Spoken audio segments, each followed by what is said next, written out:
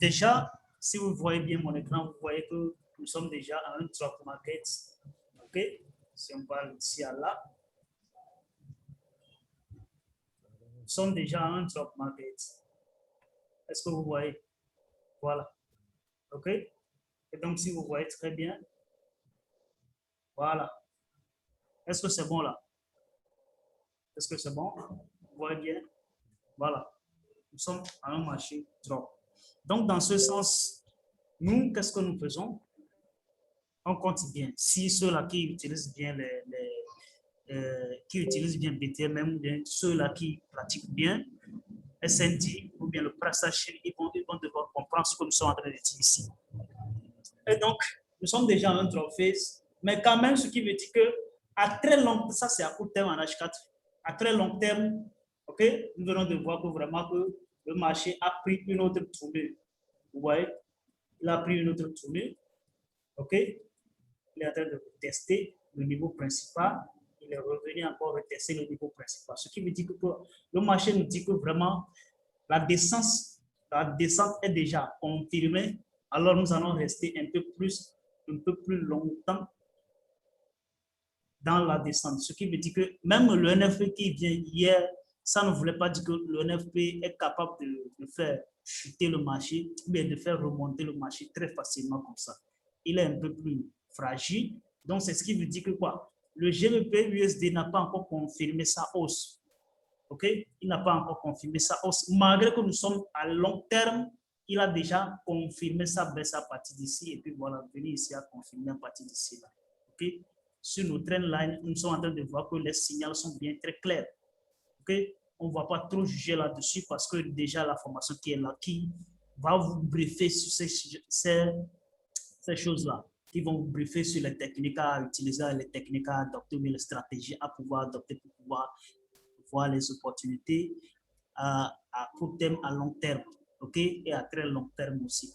Donc, c'est ce qui est déjà, le GBP-USD, nous sommes dans une descente.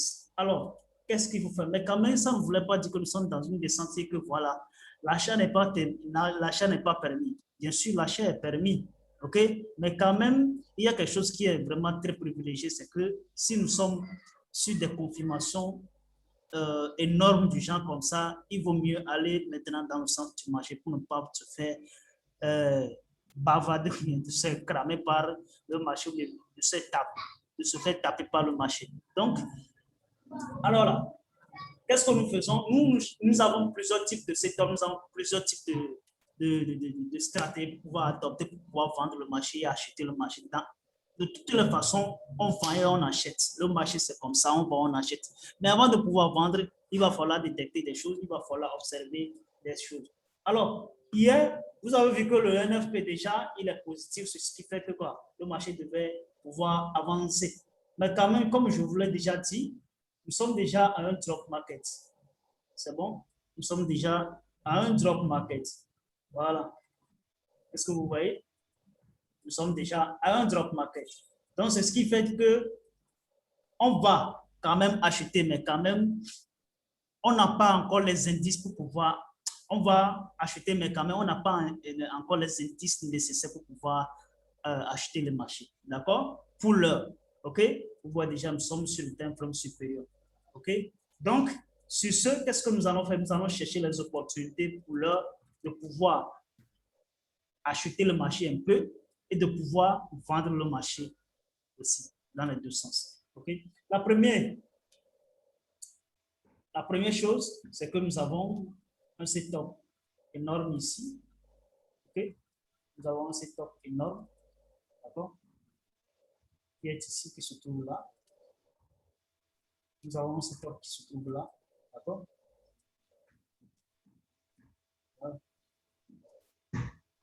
Nous avons un setup qui se trouve là. Alors, c'est ce qui fait que le marché revient ici. On a acheté plus de 115 pips. Okay? Mais, comme la baisse, il domine toujours, alors qu'est-ce que nous allons faire? On retourne tout simplement vers le temps inférieur pour pouvoir trouver des opportunités vers le sens unique du marché, vers le sens du marché. Okay? Vers le sens du marché. Okay? Déjà, si vous voyez très bien, si vous savez bien utiliser les stratégies d'entrée de BTMM ou bien de Moro, ou en confluence avec le SND, vous allez vous en trouver que, voilà, 1, 2, 3. OK? Nous sommes sur 1, 2 et 3. D'accord? Ce qui veut dire que quoi? En H1, nous avons level 1, level 2, level 3. OK? Ce qui veut dire que quoi? Le marché va encore retaper la remise à zéro. OK? Donc, la remise à zéro, ça ne voulait pas dire que voilà, ça ne va pas trouver un setup avant de se faire tourner. Non. Ça va trouver un setup quelconque. Donc, c'est dans ce cas-là, nous utilisons le SND dans ce sens-là pour pouvoir trouver le setup nécessaire. OK? Voilà. Donc, ici, on s'en rend compte pourquoi nous avons un NIO. Nous avons over-under. D'accord? Nous avons over-under. OK? En plus, les over-under, nous avons quoi? Les zones de liquidité qui se trouvent là. Okay? Nous avons des zones de liquidité ici qui se trouvent là. D'accord? Parce que je disais que quoi? Le NFP n'était pas assez performant pour pouvoir retourner le marché vers le sens haussier pour le moment. Mais pour l'heure aussi, on n'a pas trop d'indices pour pouvoir acheter le marché assez longtemps. Hein? Ce qui veut dire que quoi? Ce qui veut dire que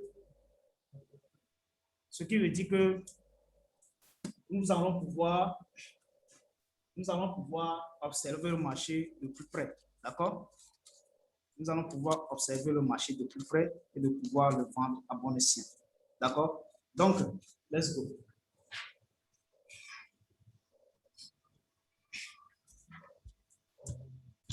OK, let's go.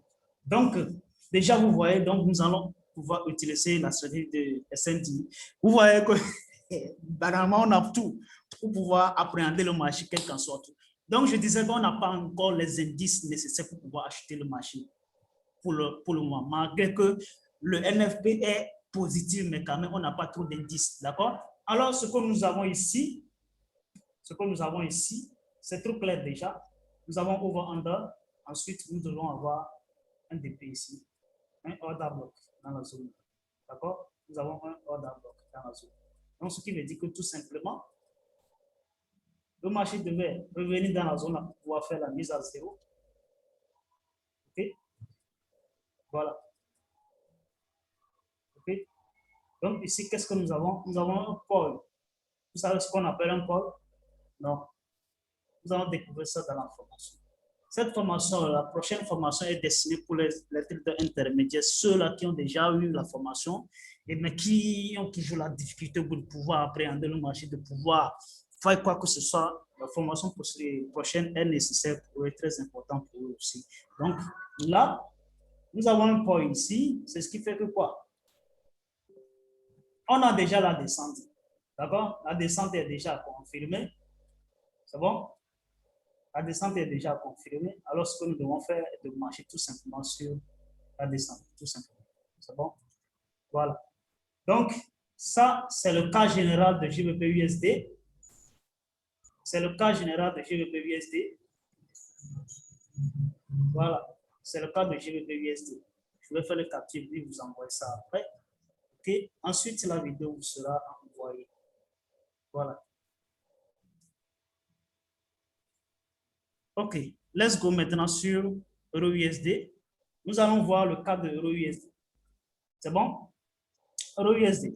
Ça, c'est le cas de EURUSD. C'est la même chose. OK? L'NFP est toujours positif pour lui, mais quand même, ça ne voulait pas dire qu'on n'a pas trop d'indices pour le moment pour pouvoir acheter le marché assez longtemps. OK? On peut pouvoir l'acheter à court terme, mais pas assez longtemps. D'accord? Donc, nous avons beaucoup d'obstacles qui peuvent empêcher Euroïs de pouvoir continuer le chemin. Nous avons beaucoup d'obstacles sur le chemin. OK? Donc, on y va maintenant sur le long terme pour pouvoir voir si réellement le marché a pris d'autres sens. Voilà. C'est bon? OK?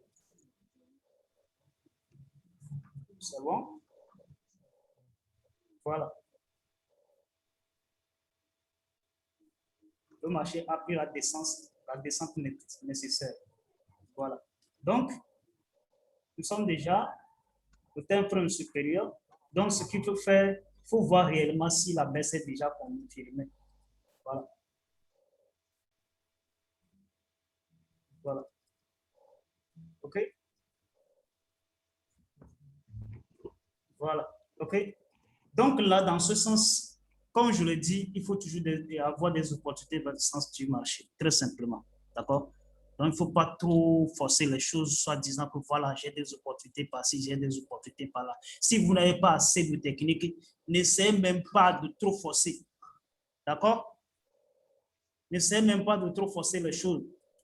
Ça vaut la peine d'observer tout avant d'entrer sur le marché. D'accord?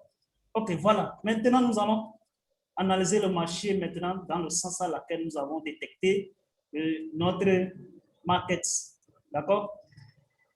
OK, let's go. Donc, déjà, nous sommes sur H1 déjà. Le NFP a poussé le marché jusqu'ici.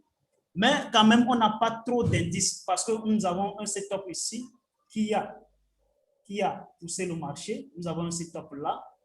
Comme je l'ai déjà dit, nous avons un setup là, ici. Là, ici. D'accord? Qui a poussé le marché d'ici à là. OK? Donc, comme je le disais, nous sommes déjà sur H1. Voilà. Nous allons toujours commencer. Compter toujours. 2 et 3. OK? Ceux-là qui pratiquent vraiment le moro. C'est bon? Voilà. Maintenant, le marché est tombé sur une zone de contrat, ce qui veut dire que nous devons acheter un peu pour pouvoir corriger le marché dans ce sens-là. OK? Donc, ici, nous avons toujours un over-under. C'est bon? Est-ce que vous m'entendez là? Oui, coach. Ah, OK, c'est bon. On y va. Donc, ici, nous avons toujours un over-under. OK? Voilà. Et nous avons toujours pas des zones de liquidité ici. Des zones de liquidité là. OK? Des zones de liquidité là. Donc, ensuite, nous avons quoi ici? Une zone ignorée, ce qui veut dire que quoi? Une zone ignorée, d'accord? Nous avons une zone ignorée ici, dans cette zone-là. Donc là, nous allons trouver un bloc de contrat en confluence avec, ok? Nous allons trouver un bloc de contrat en confluence avec. Je disais toujours, il faut toujours trader en confluence. Il ne faut pas prendre le graphique et puis voilà, pouf, vous tapez, poum, poum, poum. Il y a certains même qui me disent que voilà, lorsque la, comment on dit même, le support a été cassé, eux, ils vendent. Lorsque la résistance a été cassée, eux, ils achètent. Ce n'est pas ça le problème. Il faut avoir une, ça y est, il faut avoir une réponse dès que vous êtes devant votre graphique. Si quelqu'un vous demande, si un pro quand même vous demande ce que vous êtes en train de faire, il faut avoir une réponse convaincante. Même si ce n'est pas convaincant, il faut avoir une réponse explicative. Voilà. Les supports et résistance, nous utilisons en confluence avec d'autres techniques ou d'autres stratégies. C'est ça. C'est comme ça que ça marche. OK? Voilà. Nous devons revenir ici pour pouvoir vendre le marché. Donc, les gars, c'est ce que nous venons de faire aujourd'hui. Pour la semaine prochaine, c'est ce qui nous attend. OK? C'est ce qui nous attend pour la semaine prochaine, pour la vente. Ça peut réussir, ça ne peut pas réussir. C'est pourquoi je disais, nous ne sommes pas ici pour donner des conseils d'investissement. C'est parce que tout juste c'est pour éviter que quoi? Vous n'allez pas aller prendre $1 000, $2 000, 5 000, 10 000, $20 000 et puis voilà, il dit, coach, ah, il a fait une telle analyse et puis voilà, moi aussi je trouve que voilà, c'est trop beau, c'est trop cool, alors tu jettes tous les $1 000 dedans. Non, c'est pas normal. OK? C'est pas normal. Ah, il faut arriver au moins à, ça y est, avoir une raison d'investissement. Avoir une raison d'investissement. Et la raison là, doit vous convaincre à vous-même. La raison là doit vous convaincre. C'est important. Il ne faut pas faire les choses à la légère. D'accord? Alors, question. Je suis à vous. Vous avez 1 minute pour poser les questions que je vous réponds en même temps.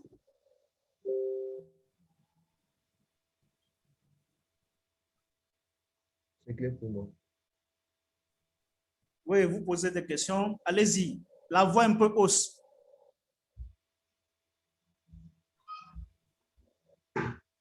Question. Coach, c'est bon pour moi. Ok, c'est bon pour vous. Et les autres dodo derrière qui tombent pas mal si. Ah, il y a des pros entre nous. Hein. À Z Route. Vous n'avez pas de questions? Si on part ici, Bonjour. oui, bonjour. Moi, je suis arrivé tardivement dans le Zoom, donc Ah, c'est ok, vers il la n'y a fin pas de de la souci. semaine. Après, vous pouvez poser la Non, bon, question. c'est bon quand même. Ok, il n'y a pas de souci. Merci beaucoup. Après, vous pouvez poser question en inbox, il n'y a pas de souci. On est là ensemble. Nous sommes ensemble. Et les autres? Ok. S'il n'y en a pas de questions, je crois que nous allons nous séparer d'ici. Aujourd'hui, c'est samedi, donc profitez bien. Et surtout, c'est le temps aussi de bosser sur vos différents types d'erreurs. Je ne dis pas de bosser sur vos différents